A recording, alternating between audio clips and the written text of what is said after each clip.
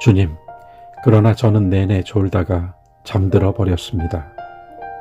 고백과 참회의 기도로 함께하는 사순절 40일 묵상 제32일 목요일입니다.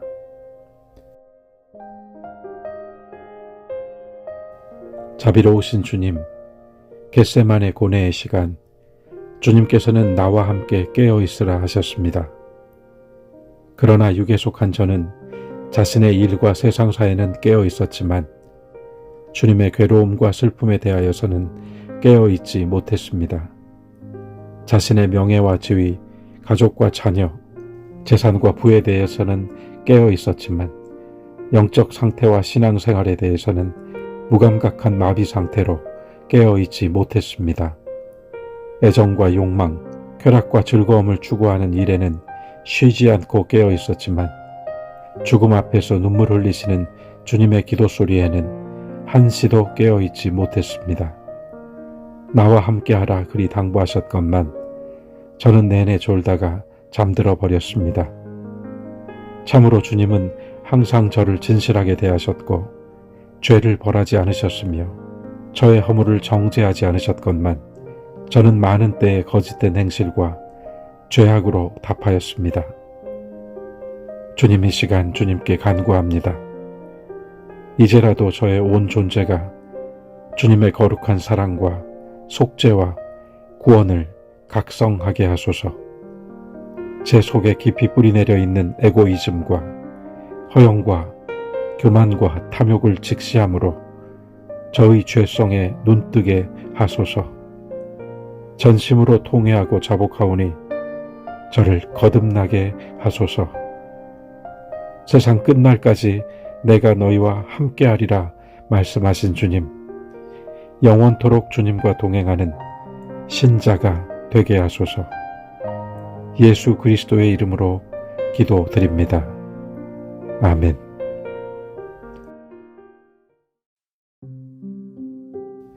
여호와를 배반하고 따르지 아니한 자들과 여호와를 찾지도 아니하며 구하지도 아니한 자들을 멸절하리라. 스바냐 1장 6절 말씀.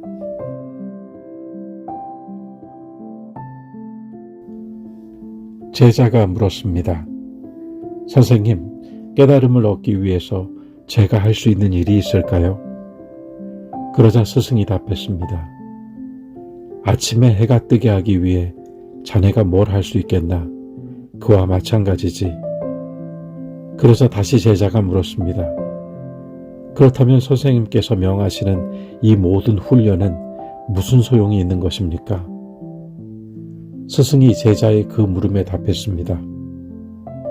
해가 뜨기 시작할 때에 자는 일이 없도록 하기 위해서지. 참으로 지혜로운 대답이며 가르침이다 생각했습니다. 왜 주님께서 제자 며칠 그 밤 겟세마네의 기도에 동행케 하셨는가 깊이 생각해보지 않았던 것 같습니다. 매우 두려워하시고 깊이 고민하시면서 제자들에게 말씀하시길, 내 영혼이 심히 슬퍼 죽을 지경에 이르렀으니 여러분은 여기에 머물러 깨어있도록 하십시오. 그러셨습니다.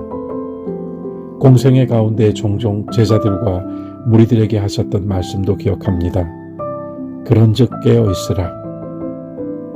여러분은 주님께서 하신 이 말씀을 두고 어떤 상태를 가리켜 깨어있다고 하시겠습니까? 성경에서 이 말씀을 대하여 보았을 때 머릿속에 그려진 그림은 무엇이었습니까?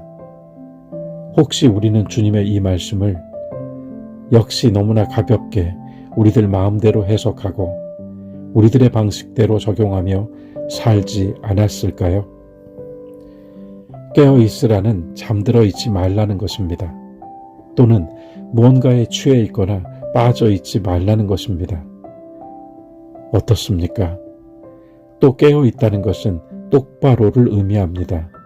똑바로 서고 똑바로 걷고 똑바로 말하고 생각하고 행동하는 것입니다. 주님께서 그런즉 깨어있으라 하실 때 우리가 진정 그의 제자라면 바로 지금이 깨어있어야 할 때로구나 해야 했던 것이고 똑바로의 기준이 바로 주님이시다라고 하는 믿음 위에서 분명하고 확실하게 행동했어야 하는 것입니다. 주님은 단지 그 괴롭고 슬픈 밤 누군가가 곁에 있어주면 좋겠다는 마음으로 데리고 가신 것이 아닙니다. 확실히 아닙니다. 그 밤 겟세마네 동산에는 주님께서 기도하시는 자리와 제자들이 머물러 있는 자리가 달랐습니다. 주님은 제자들을 그분과 함께 그 곁에 두시지 않았습니다. 대신에 제자들이 있어야 할 자리를 따로 해주셨고 여기에 머물며 깨어있으라 말씀하셨습니다. 기도하시다 오셔서 잠들어 있는 것을 보시고 하신 말씀은 뼈 아픕니다. 시몬이여, 자고 있습니까? 1시간만이라도 깨어있을 수 없었습니까? 여기서 또 다른 이야기 하나를 들려드리고 싶습니다. 또 한 명의 제자가 스승에게 물었습니다. 선생님, 제가 어디서 깨달음을 찾아야 하겠습니까? 스승이 답합니다. 여기서. 제자가 다시 물었습니다. 그럼 그게 언제쯤 일어나겠습니까? 스승이 답합니다. 지금 당장 일어나고 있지. 그런데 왜 저는 그걸 못 느낄까요? 자네가 안 보니까 그렇지. 제가 안 본다고요? 도대체 무엇에 눈길을 주라는 말씀이십니까? 아무 것이나 그냥 보게. 뭘 보란 말입니까? 무엇이든지 눈에 보이는 것을 보게.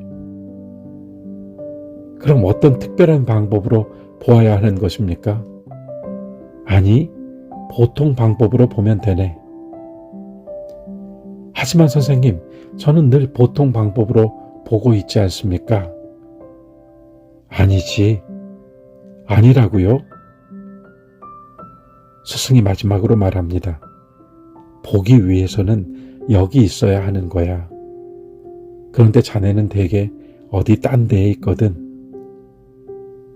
여러분, 무슨 이야기인지 아시겠습니까?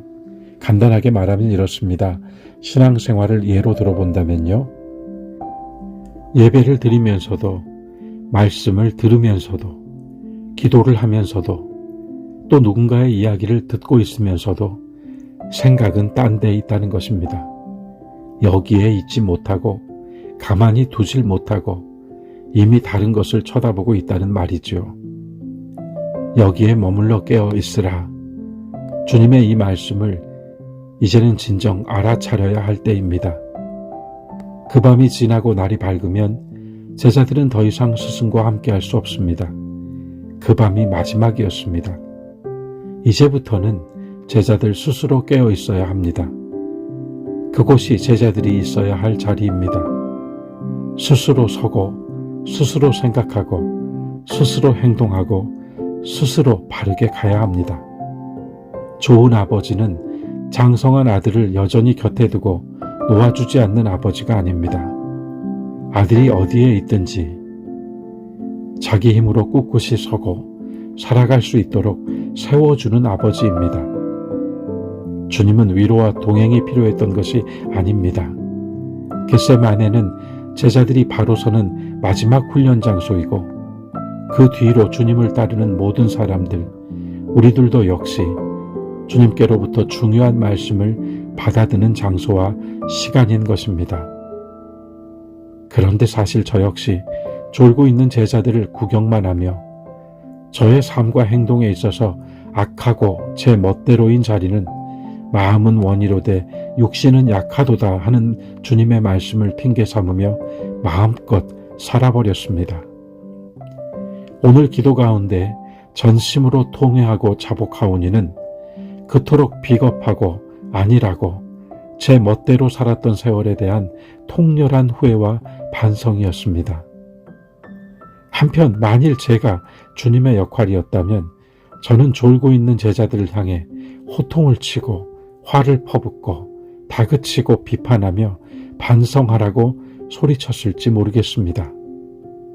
분명 그랬고 또 다른 사람들을 향하여 그렇게 살아왔다 생각하니 이 말씀 앞에서 부끄러워 고개를 들 수가 없습니다.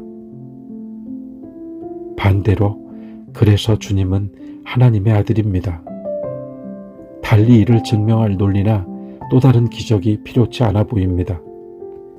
그로부터 2000년이 지난 오늘까지 주님은 참아주시고 도리어 은혜를 베풀어 주시기 때문입니다.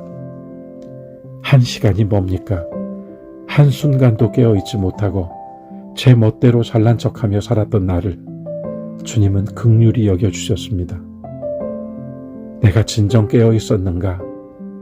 내가 정말 여기 있으라 하신 주의 말씀대로 있어야 할 그 자리에 항상 서 있었는가?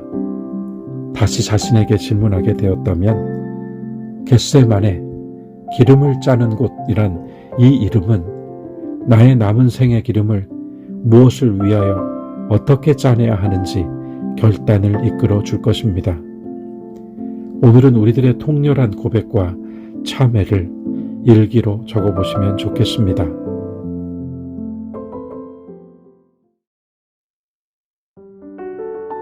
사순절 32번째 아침입니다. 오늘도 힘차게 일어나시고 생명의 밝은 빛을 발하십시오. 감사합니다.